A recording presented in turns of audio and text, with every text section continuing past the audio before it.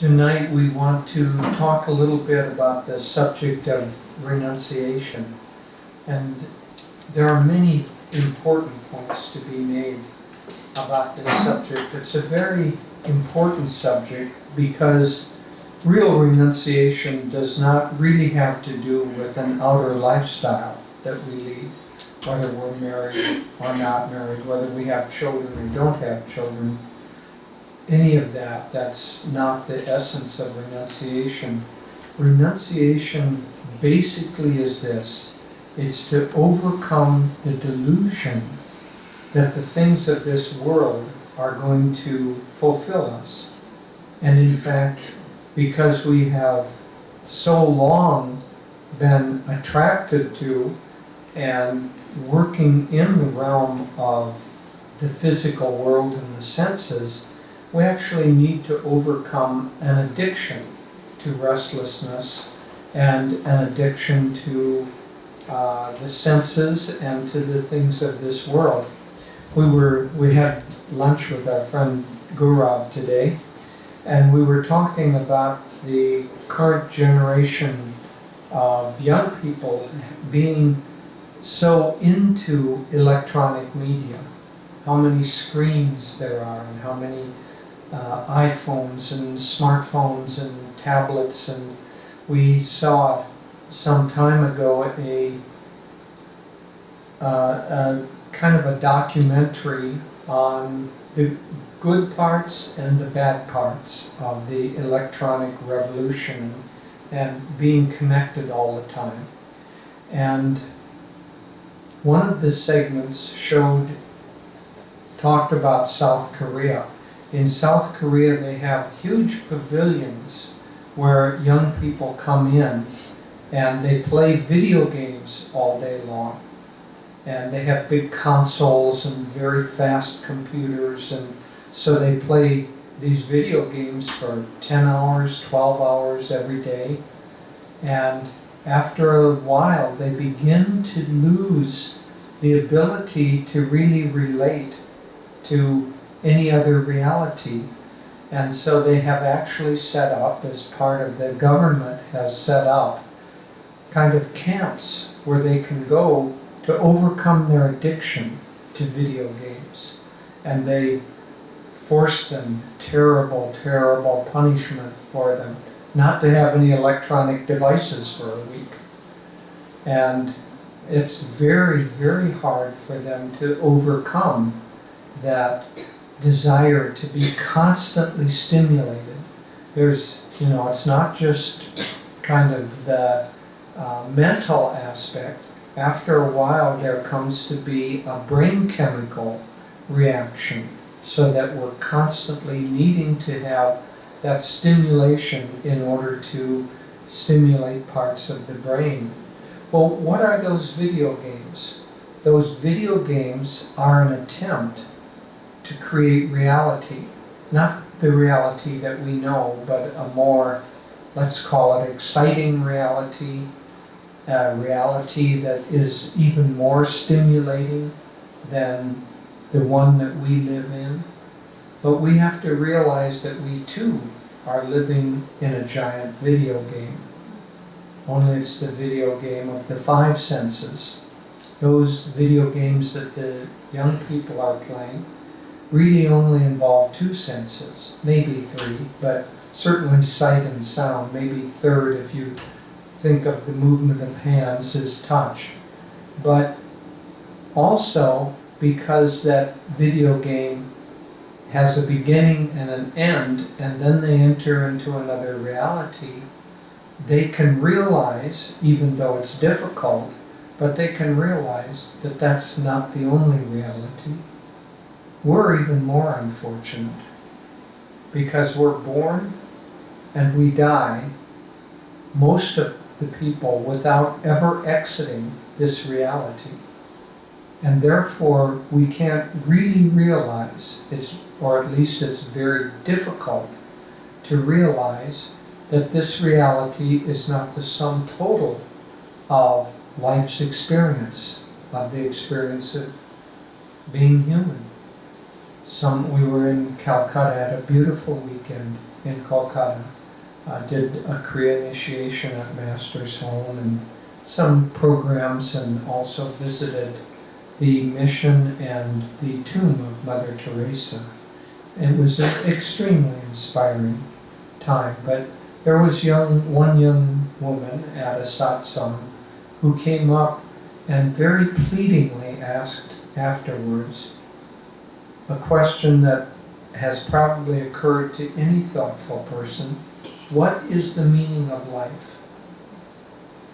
Now, if life is only a video game, then most video games, you accumulate points, or you accumulate rewards, or you accumulate something for playing that game well. And after some period of time, if you learn how to play well, you may even become very competitive.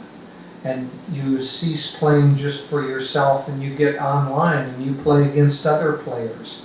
And suppose that you become extremely good and you become the national champion or regional champion or even world champion at some particular video game. And let's call that video game wealth.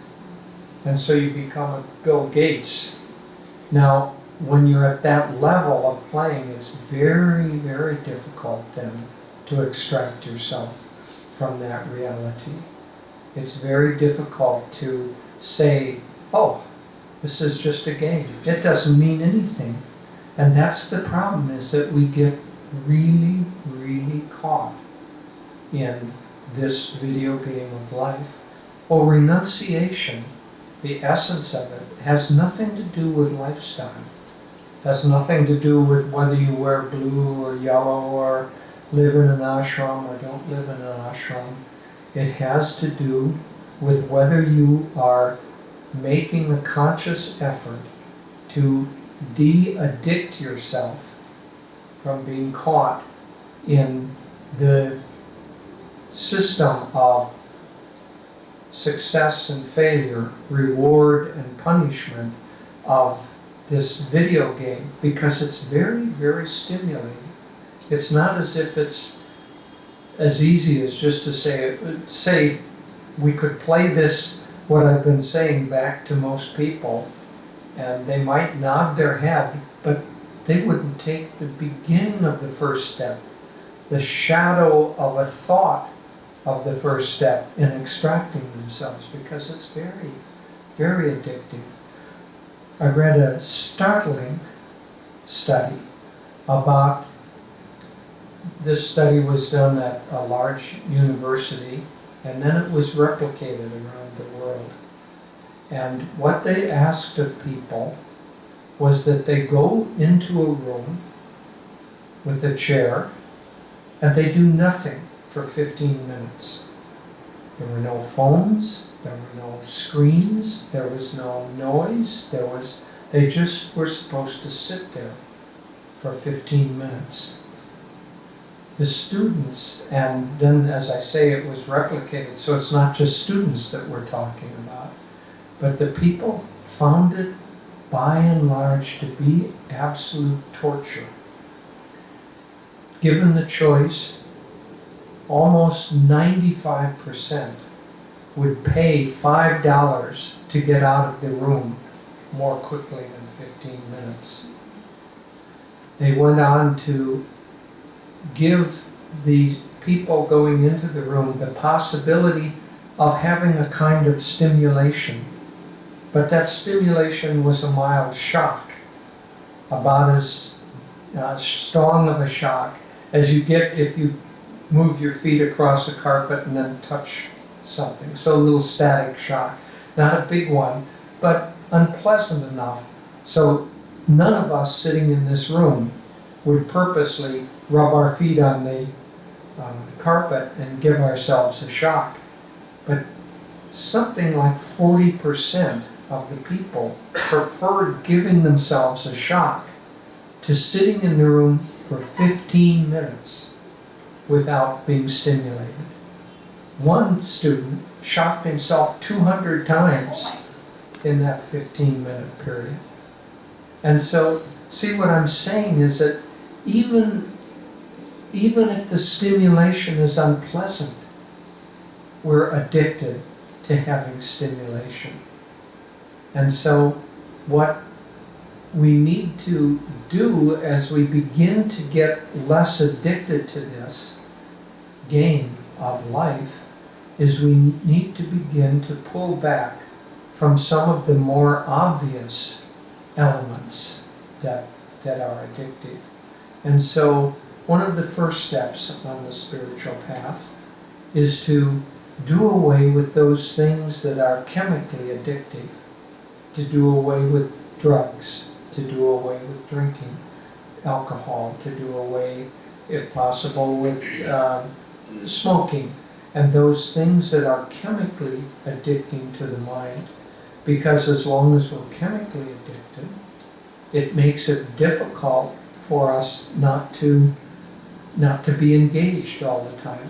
We had a friend who had a good sense of humor, friend in the early years of Ananda, and very, very few people smoked there, but he still smoked after he came from, he was by that time still kind of a middle-aged man, maybe in his late 40s or 50s, and he'd smoked all his life and found it very difficult to get up. But he had to give up, but he had a sense of humor, and he said, I know that I should give up smoking, but I can't seem to. He said, when I die, I'm going to have to reincarnate the next day into the body of a woman who smokes and drinks coffee, just so I can get my caffeine and my nicotine.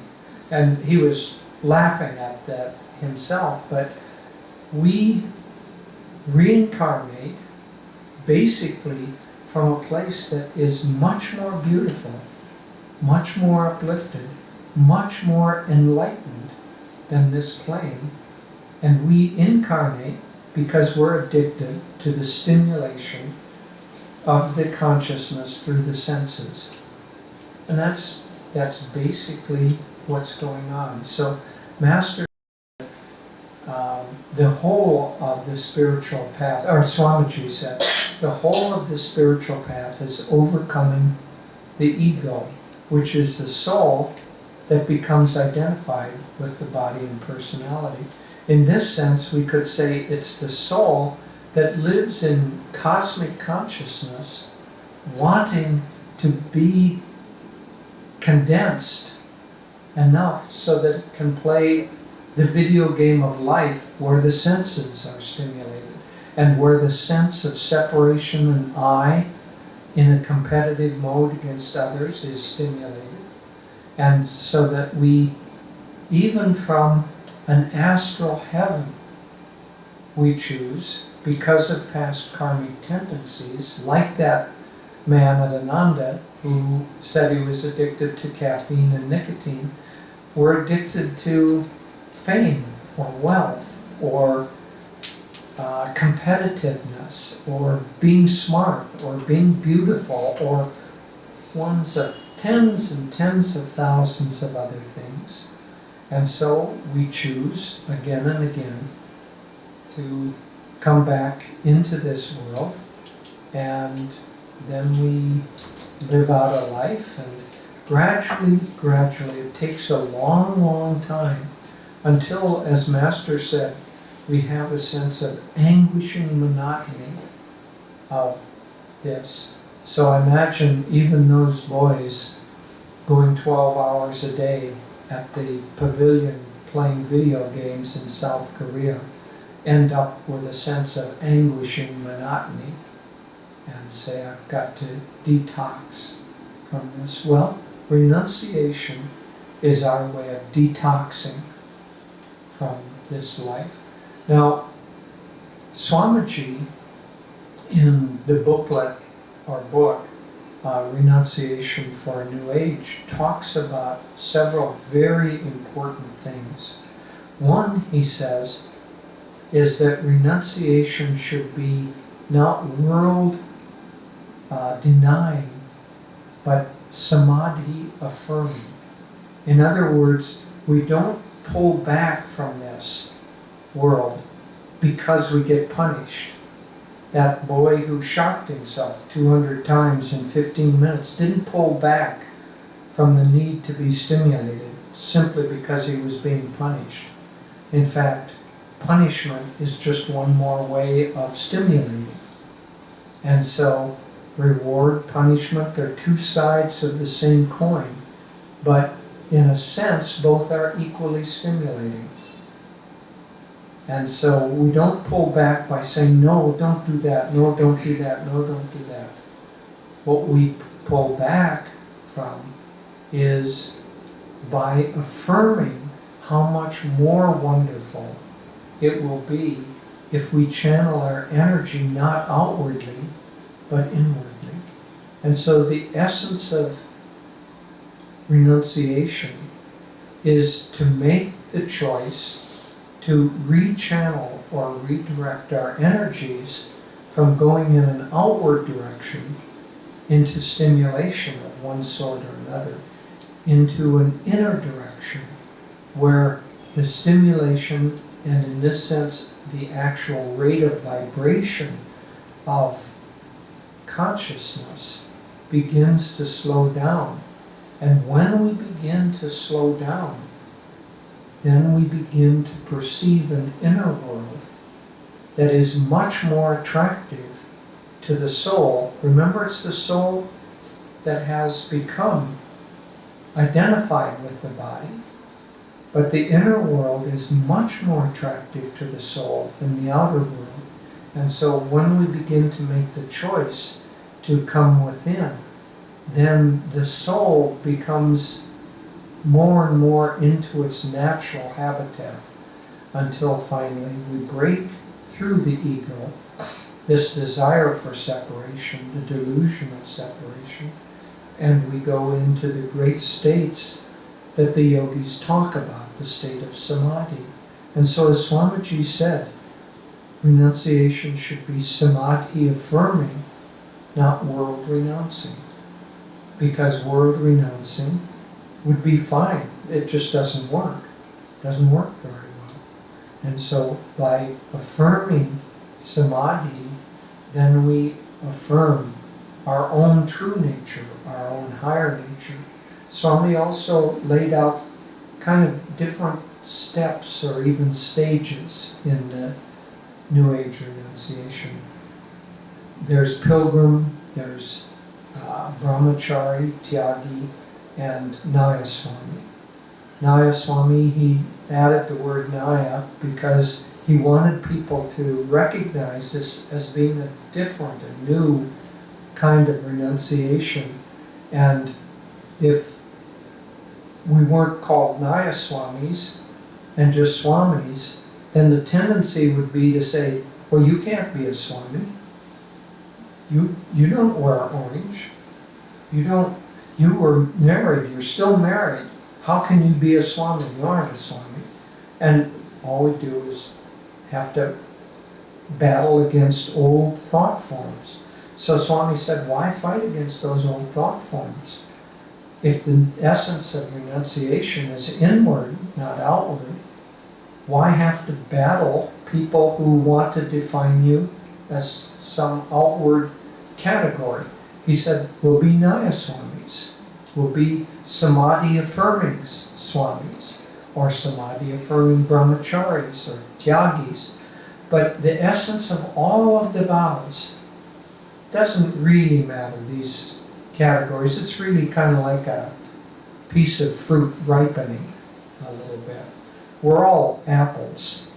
Some of us have ripened a little more in our desire to lead a life of first inner renunciation and then outer renunciation. Why outer renunciation at all? Frankly, many of us were a little bit uncomfortable with an outer renunciation. We would prefer, many of us have been renunciates for tens of years and years and years, and would have preferred to just stay as inward renunciates. But Swamiji, in his wisdom, said that this world needs some outer examples of people doing this, to almost as if to spark conversation. And he sometimes would do things just in order to spark conversation or even debate. And so part of that is to show that there can be a formal kind of a renunciation that leads to happiness, that leads to joy, that leads to a life that's successful and a life that doesn't look all that much different from the life of everyone. And so to spark the questioning about, should I do this? But regardless of the steps or the stages or any of that having to do with the outer aspect of it, all of the vows basically begin with the understanding that the purpose of life is to search for God and to achieve God. And then other things follow from that, how strictly you want to apply that basic principle to your life. So samadhi-affirming, the real essence of renunciation, being a search for God, and the gradual or not so gradual withdrawal from being in outward stimulation all the time. One of the great teachings of the Masters is that satsang, or the company that we keep, is extremely important. Master said that environment is stronger than willpower, individual willpower, because if you were trying to be a renunciate and you spent all of your time with people who were trying to become millionaires, it makes it difficult. We've talked with many people who work in environments where they basically can't reveal their spiritual side. Or if they do reveal it, they can only reveal it to one or two people at work, but they certainly can't lead the life of an outward seeker without having so much pressure from those who don't agree with that as a purpose of life, that it's just not worth it. So that environment of getting together with others who understand that the purpose of life is the quest for God is very, very important. And so I'm very happy that we have opportunities like this to gather together with other truth seekers and to reinforce these great teachings in one another. And I'll just end by saying that Swamiji was extremely kind. He did not like to define things in an outward way. So he always made these attempts, the seeking of God, if you're going to renounce, whether inwardly or outwardly, always made it directional. And so it wasn't like if you made a vow and then I'm never going to smoke again, and then you broke that vow and you smoked again, that you were some kind of terrible sinner. He always said it's directional.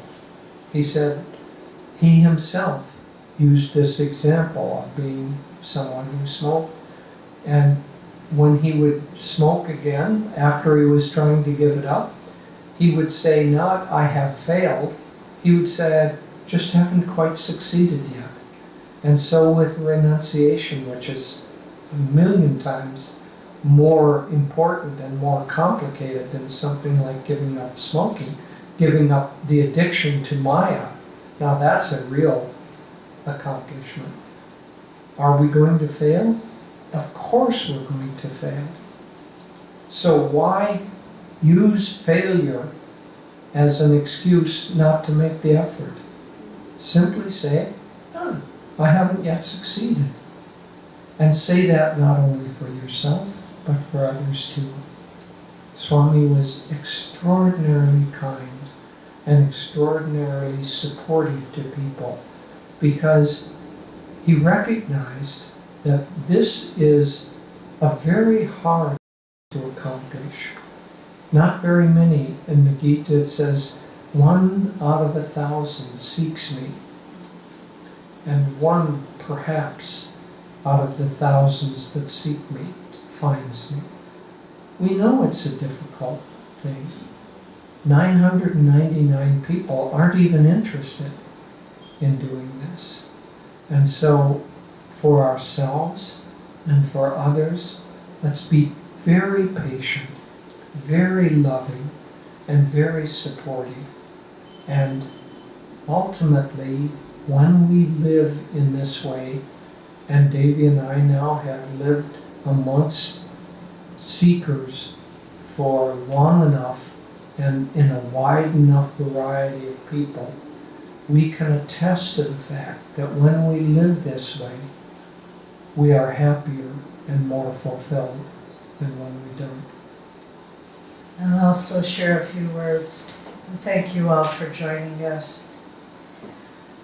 Swami wrote this wonderful booklet, A Renunciate Order for the New Age, because he understood that with Yogananda's teachings, and particularly with the practice of Kriya Yoga, that we have the ability now to start having control over our inner energy. And he wanted to, I really believe that this renunciate order is an outgrowth of the life of a Kriya Yogi, because we begin to realize that we are free on the inside. We have control of our inner energy. We aren't necessarily driven by compulsions. And so he really was trying to demonstrate or illustrate a lifestyle that is conducive to the life of a kriyaban. So we have our inner practices, but then how do we go about our daily life? And so one might even say the whole of the renunciate order, like one might say, is a lifestyle for kriyabans, whatever outward form our life may take. And we, as Jyotish mentioned, over the weekend, we went to Calcutta with Vivek, Chichilya, and Vipa, who are all here, and Stephen was there as well. And we had the real blessing, I'd say, to go to the tomb of Mother Teresa of Calcutta, and felt such inspiration there. And then when we returned, one of the monks who lives here, Amit, showed us a movie that was made about the life of Mother Teresa. And I found it very interesting, the juxtaposition between the traditional monastic life that she came from. She was lived in a convent, part of the Sisters of Loreto, very withdrawn from the world, never leaving their little walls of their monastery. And then one day, because they had it was after the partition of Pakistan and India, there were riots in Calcutta. There was not food to feed the young girls that were the students. She and another sister ventured out to see if they could find food. And all of a sudden, they saw hungry people, just as in the life of Buddha, when the young prince Siddhartha, his father wouldn't let him leave the beautiful gardens he had created, because at Buddha's birth, a sadhu came and predicted that he would either be a great king or a great spiritual teacher. And Siddhartha's father didn't want him to be a great spiritual teacher. He wanted him to carry on the kingdom. So he protected him, and he kept him in that kingdom. But one day he wandered out, and you probably know all the story. He saw disease and poverty and old age, and it was an utter shock to him. And he said, "This has happened to everyone." And his chariot driver said, "Yes, sire." And he said, "Well then, what is the way out?" He said, "Well, there is no way out. This is life."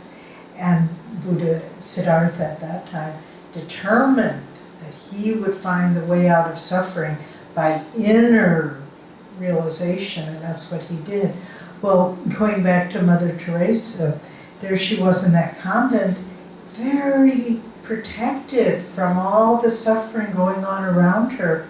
But then when she left and she saw, she said, how can I just be concerned about these 12 little girls who are coming to us in our convent when there are hundreds of thousands of people in this city with no food and no clothes and no medical attention? And she went to her spiritual superiors and asked if she could do this work to help them. And they said, oh, no. This, your order, only you stay in here.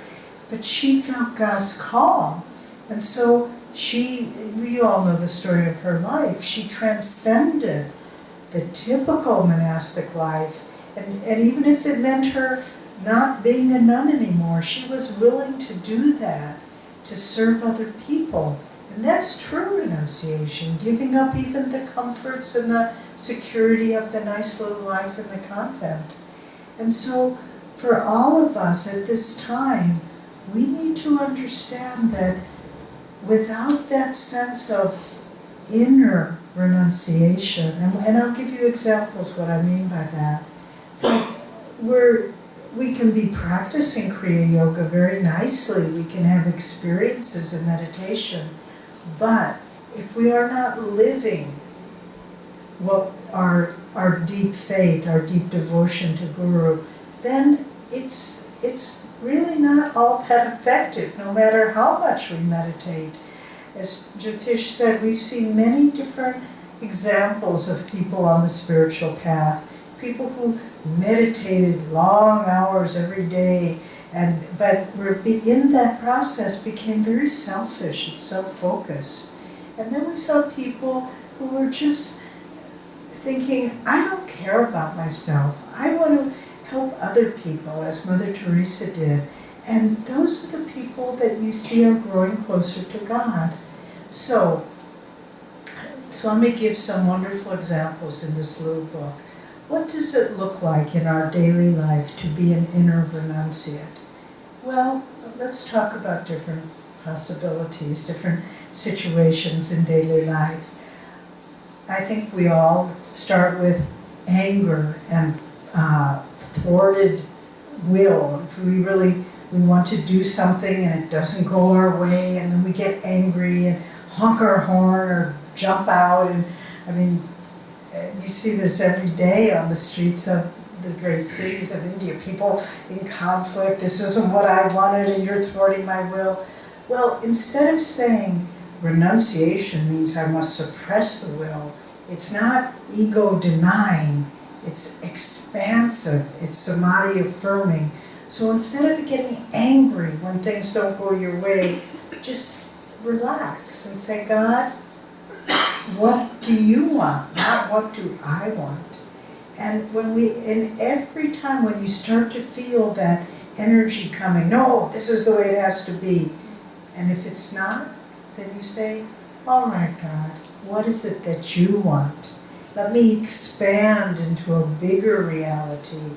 And there was a beautiful story from the Master's life where it was at I think a wedding actually, and he was giving some of the women renunciates different colored roses. And it boggles the mind to think if Master would give you a rose, he would say, oh, I didn't want that one. I didn't want the red one, I wanted the pink one.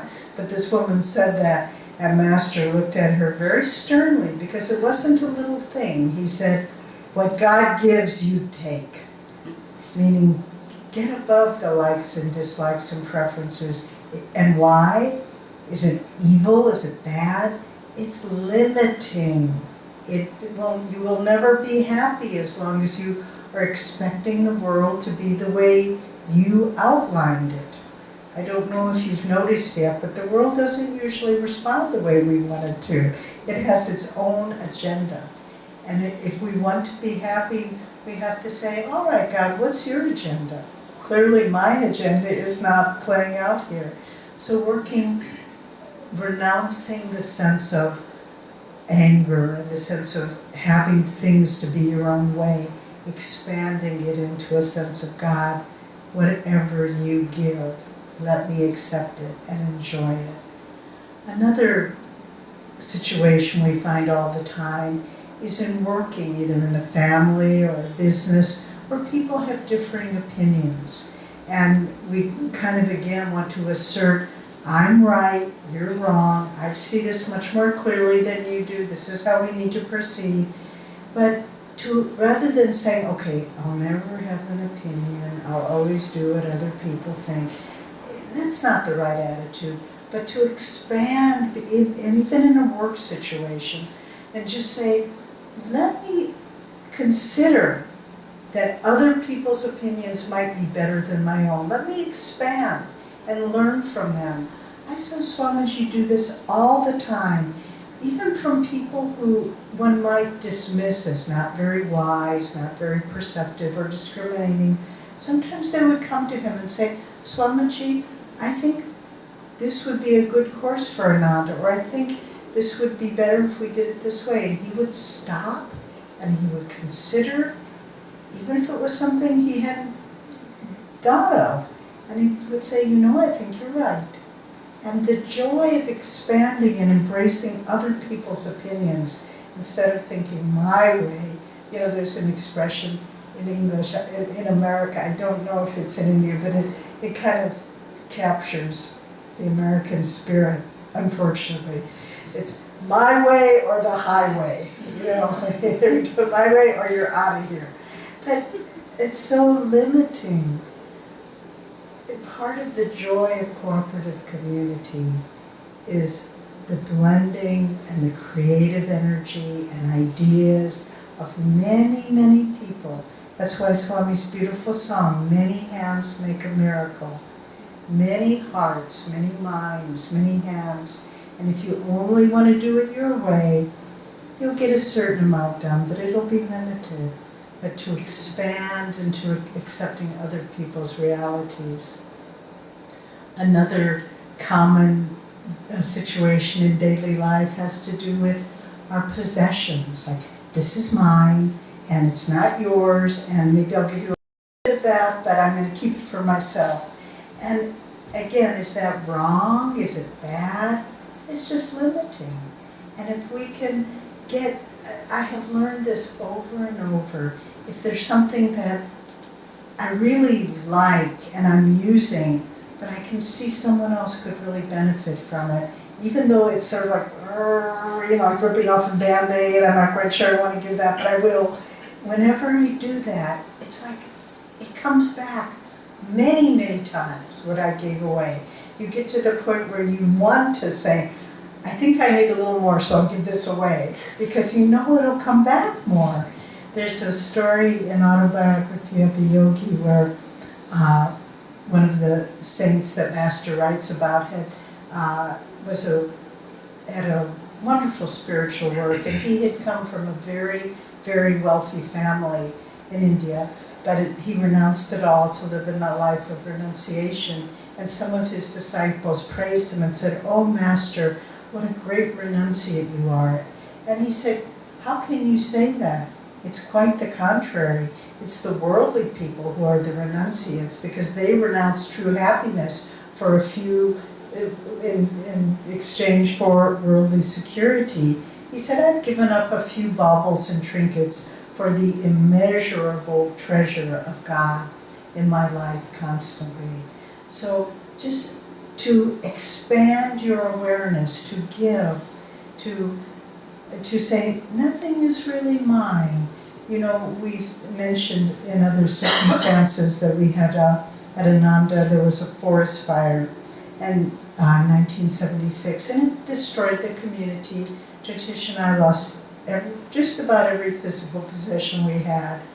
And you know, it didn't make a difference. And I had to live through that to realize that. I wouldn't have known that. We had a nice house, nice little possessions. One day we had it, the next day it was all gone.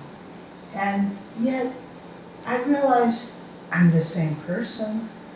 I'm still basically happy. I'm a little bit disoriented because I don't know how we're going to move forward, but that sense of expansion that comes from realizing you can give anything away. There's nothing that you can't give away that you won't be better off for doing that. So look, expanding beyond your sense of your own possessions.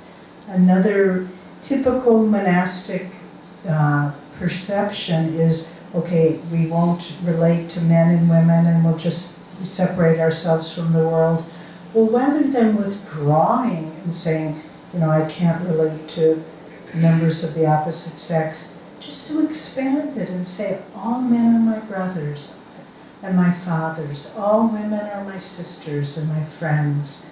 And just to say that we don't have to cut ourselves off from people, but to love them with God's love, not with any personal agenda, any personal needs or desires, but just to love all, even your own family, your own children. Love them as God's, because they are. They're not yours. Most people probably have, in their lifetime, lost a loved one or a friend through passing away, and you realize no one is mine. We all come on this stage for a time, and then we interact with others, and then we leave.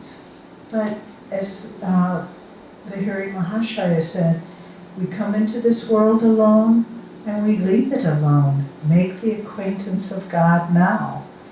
And so just to have an expansive relationship with men and women, but from a center, again, as a kriyaban, where you feel like my energy is under my control. I know that I can make the right discriminating choices in my life. And then finally, Jyotish was talking quite a bit about all the distractions of the world. Well, rather than saying, I won't think about this and I won't think about that and I'll never watch a movie again and I'll never play a video game again, instead of saying no to a million things, say yes to one thing. And that yes is, I will love God with all my heart. And whatever else comes into my life, I will watch it as God's dream. But if the love of God, wholehearted, one-pointed, is what burns away all other attachments to this world. Master used the expression, once you've tasted the divine nectar of God's presence, who wants to eat stale cheese? And so the essence of true renunciation is rooted in deep, deep, wholehearted love for God. And if we can do that, everything else falls into place. And we don't have to be tying ourselves up in knots about I shouldn't do this and I shouldn't do that. We live in a constant flow of joy because we know that the true purpose of life is to feel God's presence within, and everything else is a way station on our journey. But don't stop too long. Keep moving towards the goal.